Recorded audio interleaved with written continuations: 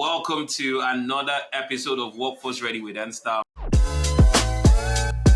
And this is a platform where I come to you every week and I'm talking about just resources, tools, and equipping you with the wherewithal to make a transition into a career in information technology, making that similar. So it's for career changes and folks looking to explore and get into careers in information technology. So we talk about all things transitioning into tech. I've been a database engineer for the last 12 years, but I've been in tech for over 2 decades, and I'm excited to get into today's conversation with you. Right, one of the most common things people have to deal with, when looking to make a career transition, is doubt. Right, people worry about: am I going to be able to do this? Is this for me? Am I equipped to handle this? Am I qualified? Am I too old? And there's a lot of things that lead folks to doubt themselves. And today I want to address some of those things and help somebody make that decision, right? Normally I'm doing these sessions live on Saturdays, but I am not going to be able to do so. You're watching the same time, but it's a replay, so just in case somebody is wondering, but you can still put your comments in the chat. If you haven't subscribed, please go ahead and subscribe. It does a lot for us to help us continue to bring this content your way. So go subscribe and share the video with your friends, and people who you know will find this information even useful. All right, so let's get into it. So today I was speaking on the topic overcoming doubt when pivoting into tech. Overcoming doubt when pivoting into tech. And like I said, the tech industry often seems like, it's a closed world, right? I know this has happened a few times. And when I tell people what I do, I'll tell people, this is what I do. I have a degree in this and I do this. And like, wow, you must be super, super smart. Like, it's always the first reaction, wow, you must be super smart. Oh, that's interesting. That means you're really smart. And I am smart, let me say that, right? I consider myself super intelligent and and smart. So I don't reject that or, I accept that gracefully. However, it's not because you had an interaction with me.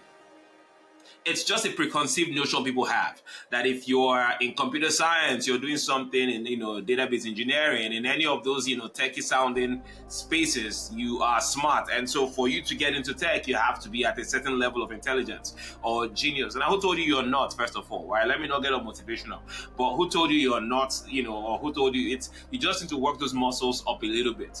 But that there's that preconceived notion, that tech is this closed world for genius level people, right, with super ridiculously high IQ and all of that. And maybe because of movies, and when we see guys who do computer science and hackers and coders and all of that, it's geeky, weird looking folks just clicking away at the keyboard, and they present this image of like a certain kind of person, right, who you have to look a certain way, be a certain way, and have a certain level of intellect to get into tech. And so what that does is it creates this paralyzing fears in people.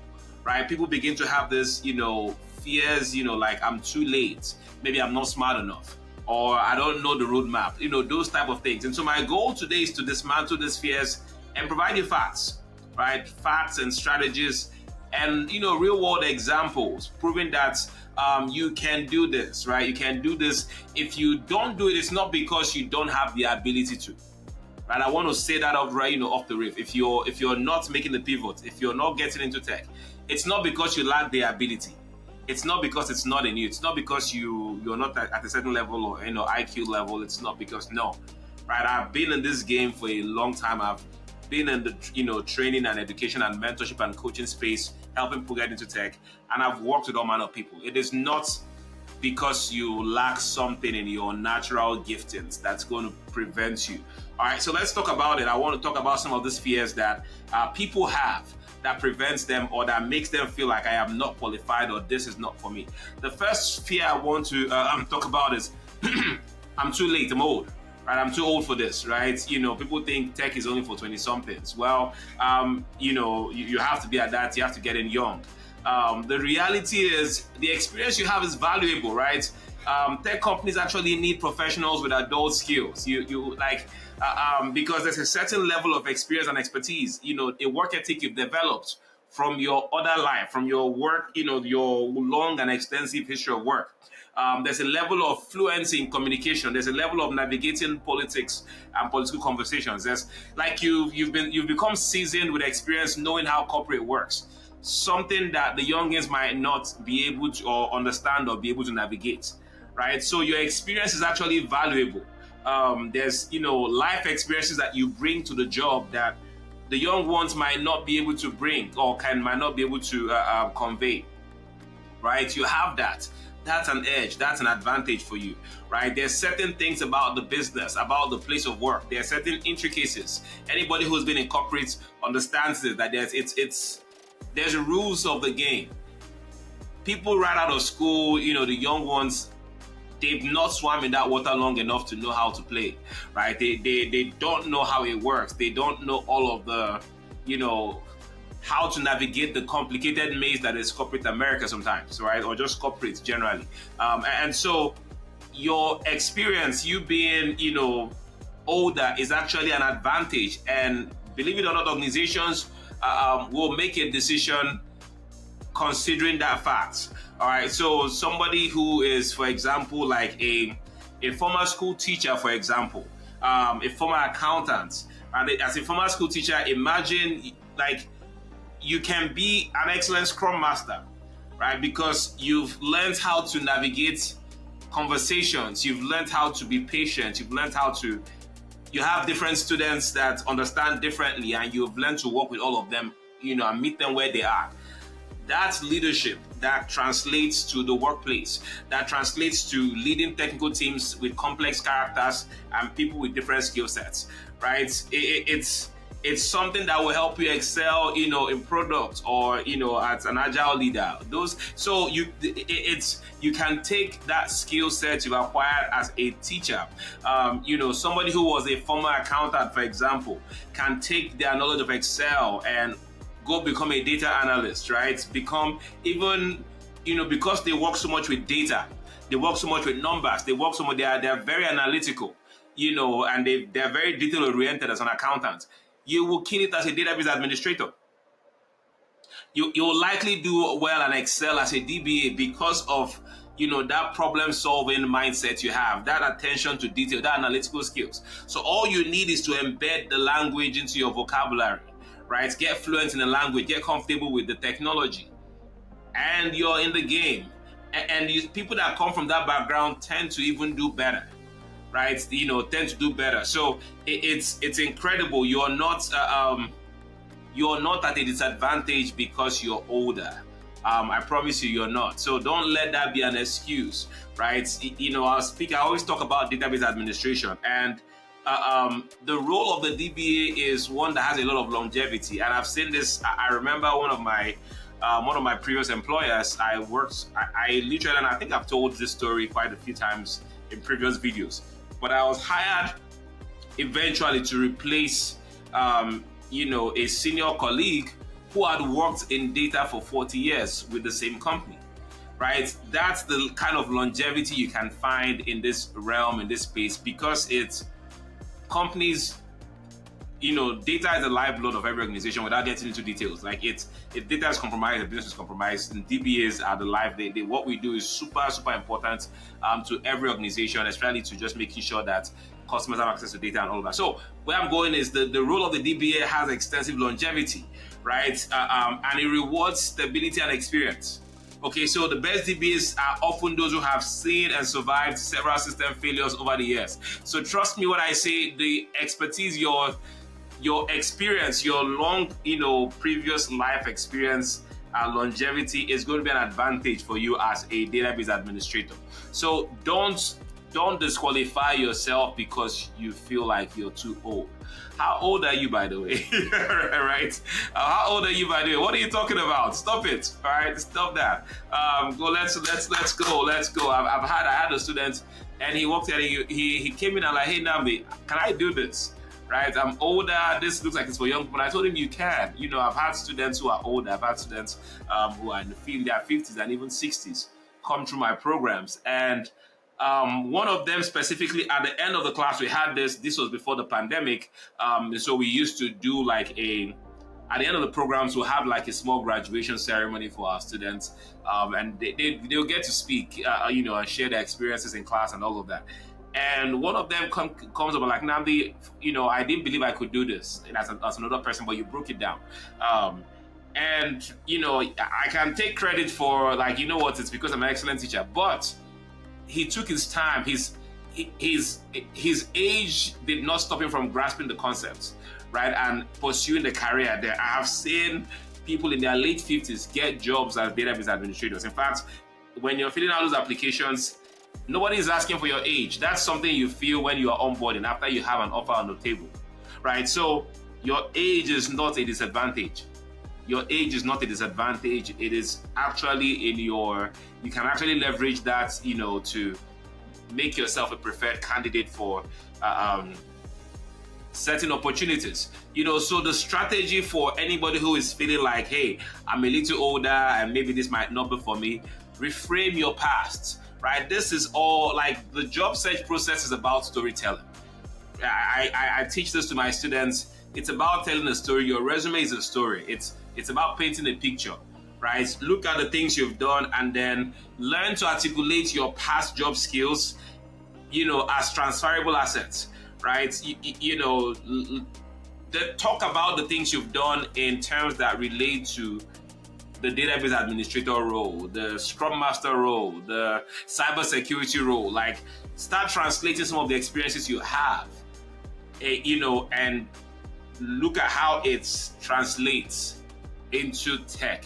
A lot of those non-technical skills translate well. They are high-level skills. I've done a video, about non-technical skills you need to excel as a database administrator. So it's something that again, it's about how you tell the story. It's about how you position yourself and your experience. How you paint that picture, paint the desirable one. Leverage your journey as something that you can leverage to position yourself properly, to go on and have a successful career in this realm. All right, so that's the strategy I would recommend for people who feel like that. The next fear that is common is, I'm not technical enough. I can't code, right? I don't have, again, you've seen those guys in the movies, where they're hacking into systems. Like, you have 2 seconds, 20 seconds, and then they do type on their keyboards and all of that. We don't do that. That's not how you operate. I've been in tech 20 years. That's not how it works, right? Even developers who are typing and building up programs are not doing all of that. It's a Hollywood fictional depiction of what tech people look like or feel. It's a stereotype that is the farthest from reality. I promise you, a lot of tech people you see, a lot of developers, a lot of programmers you see are very nice people. Nice people, very socially aware and all of that. So that's a myth. People have. They feel like all technical roles require complex object-oriented programming skills. You have to know how to write Java or .NET, all of that good stuff. You have to be proficient in any of those things. Now, those skills are great. The people that have them are in high demand, right? If you can write, if you're proficient in object-oriented programming, I always encourage younger ones, get into those kind of things because it gives you a specific lane, right? Do those things, immerse yourself in them. It's at that stage, at the foundational stages of your career, I'll say go for it. But that's not something that, for somebody who is trying to make a pivot, you don't have to go, because you don't have to go start figuring out how to write Java. If you can and you enjoy it, great, right? You don't have to start learning how to code or do some complex scripting, all of that. You just need to. There's I've referenced it before, but there are coding adjacent roles that you can explore. There are certain high value roles that focus on systems, on logic, on analysis. Certain roles like that don't necessarily require writing applications or getting complex. So for the database administration role, for example, we're not coders. We need to know SQL. SQL is a scripting language. It's very logical. It's very readable. Anybody who writes in English can write SQL. So SQL is very straightforward to understand. It's very easy to write. It's a scripting language. It is not object-oriented programming, right? It's not C plus or C plus plus. It's not Java. As a database administrator, your job is to manage the systems. You work with developers, you work with analysts, you work with, other teams, infrastructure folks and network folks, and all of those people to ensure uptime and database supporting your data and data availability.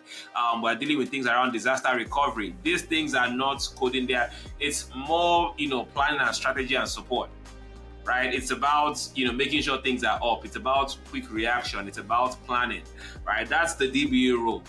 It's not a coding heavy role. The most we do is, again, basic SQL scripts, and a lot of the time we're not writing it. You are probably just interpreting it, supporting it, being able to at least go and understand what the code is supposed to do, and then troubleshoot, resolve, improve performance, all of that good stuff. So you're not. That's the role of the DBA. The data analyst, for another good example, a no code type role, right? Or coding adjacent role. It's focused on statistics, right? Like I said before, somebody who's good with Excel, who's good, who's proficient in tools like that, Access, will do well in this. You don't need to. It's about analysis. It's about stats. It's about reporting, proficiency reporting tools. You hear things like Tableau, Power BI, SQL, SSRS. That's the data analyst, set of tools that they use. So you're not writing code. You look at our Scrum Master roles, agile leadership roles, agile project management roles. These are purely leadership, servant leadership. Quick adjustments, continuous development and continuous improvement. It's about leadership. It's about coordinating teams and delivering products in a timely fashion, right? You're not writing code. You think about the different product owner, product manager roles. There's a whole lot of them, right? They are coding adjacent. Is it nice to know coding? Is it nice to get comfortable scripting? Yes. Is it required? No. Okay, so it's not a requirement. So again, where do I start from? If I'm looking to, I need to get my feet wet, start with SQL. Again, by the time you start learning some of those DML, data manipulation language commands, select, insert, update, delete, you start realizing it's like English. Apart from some structure that you have to follow and some standards you have to follow, it's English pretty much, right? So start with SQL. It's easy to access. It has the highest ROI in terms of skills to start, because all of the database management platforms are all have SQL as the driving standard underneath all of them. There's variations of it, but SQL is almost the base for most of these platforms. So it's something you can learn, start getting, and there's free resources online that you can start with.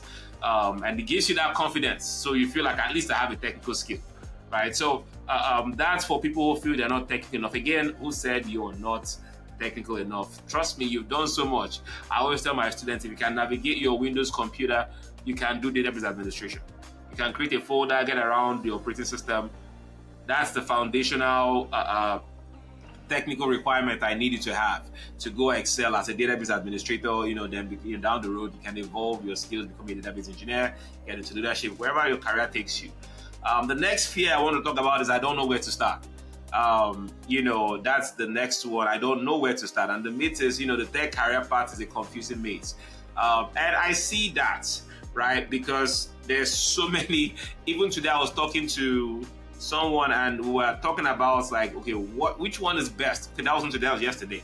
But someone referred to me to give him some advice on, they're trying to get into tech. Well, they have a degree in information technology or computer science, and just came from Nigeria. And they're trying to figure out which direction do I face, right? I want to get into tech. I want to get a job here. And it's almost like there's all of these options. Should I go into cybersecurity? Should I go into data analyst, business analysis, product, Scrum? Which direction should I go? Networking.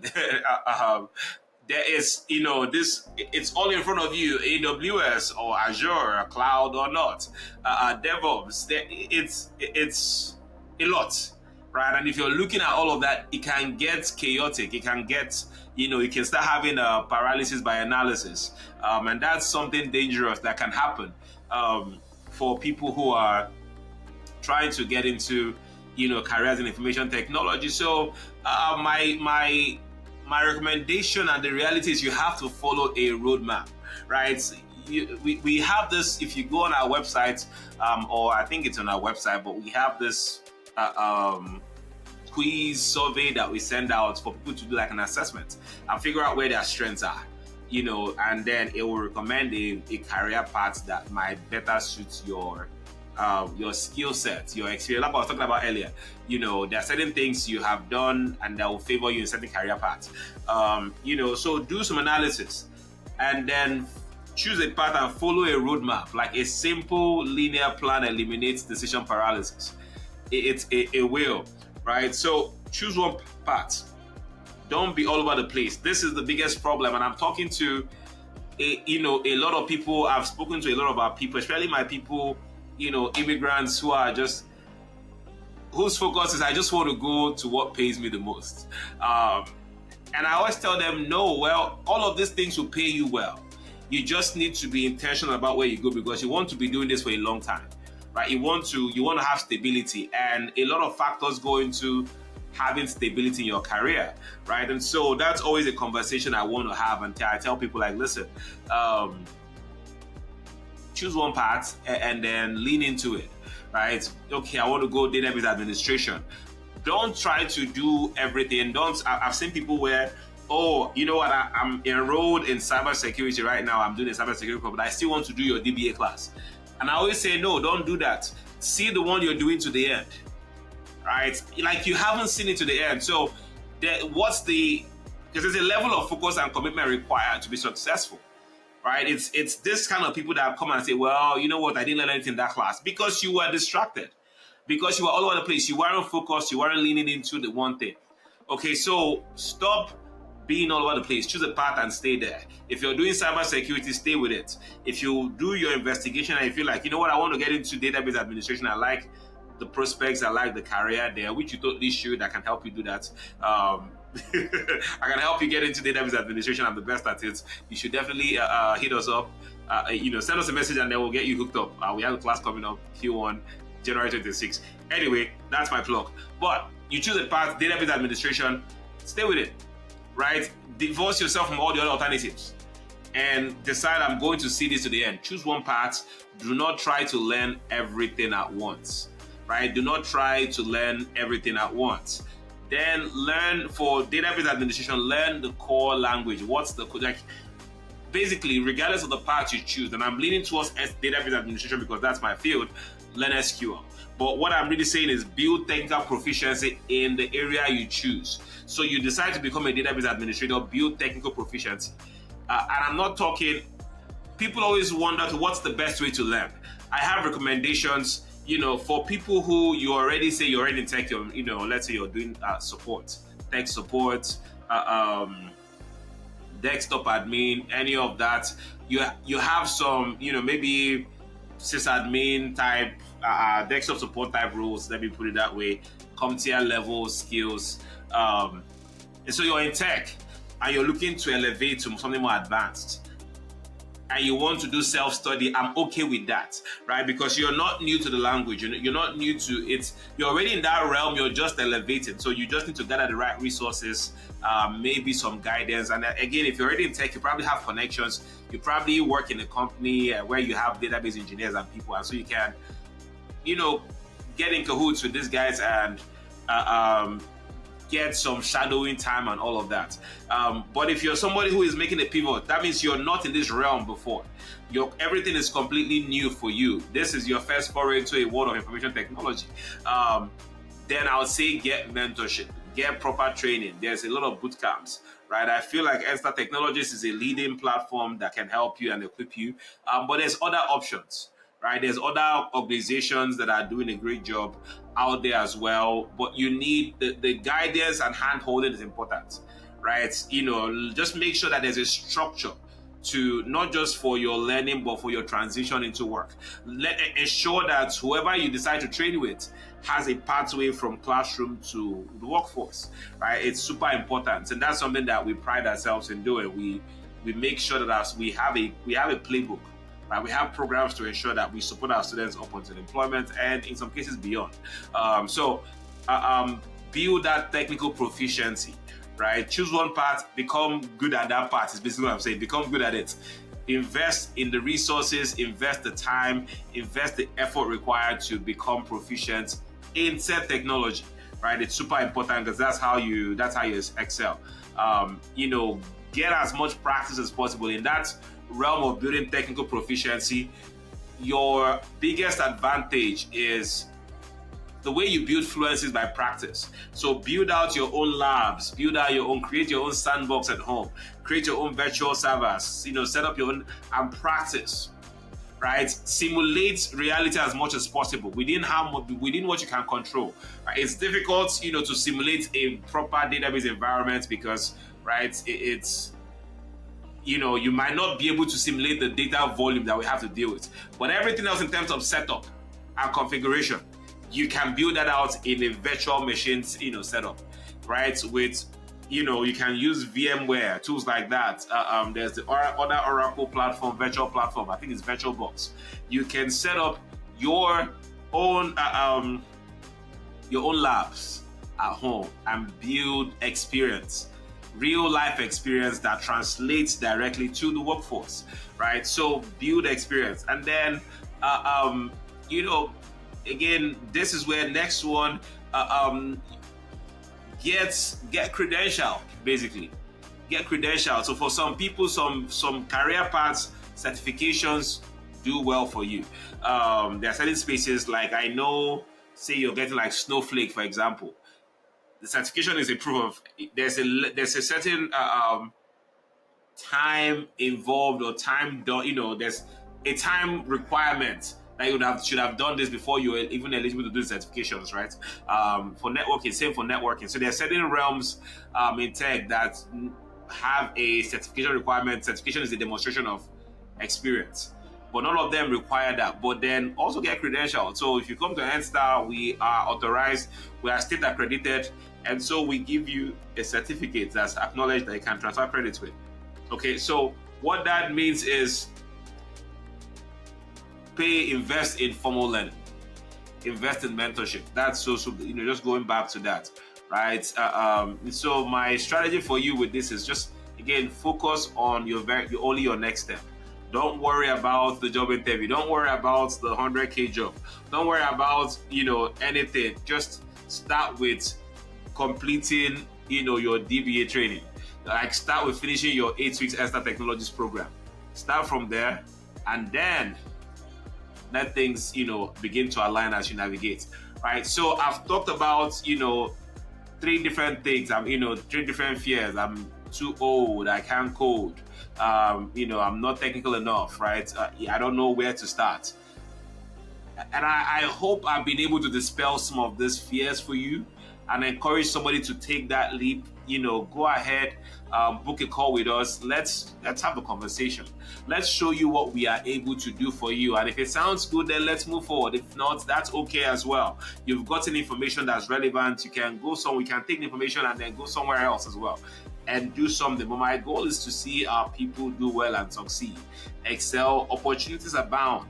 But we need to stop disqualifying ourselves before somebody, stop saying no to yourself before somebody says no to you, right? The doubts are normal. It happens. The best of the best have moments where they doubt themselves. So it's not, I don't want you to feel like, man, I'm worthless. No, you're not. You're not by yourself. We've all faced certain situations where we were afraid. So that's normal. But they are based off of myths. One of the men I follow on YouTube, Myron Golden, he talks about how faith and fear are pretty much the same thing. You made up the outcomes. They are product of made up outcomes in your head. They haven't happened. And so we make up these outcomes in our head, and then it kind of directs or paralyzes our movement in the case of fear. Or in the case of faith, it triggers energy for you and drives you to move. Okay, so don't eliminate the doubts. Paint the right picture. Imagine yourself getting the job. Imagine yourself getting that 6-figure job. See yourself receiving that offer letter. How does that feel for you?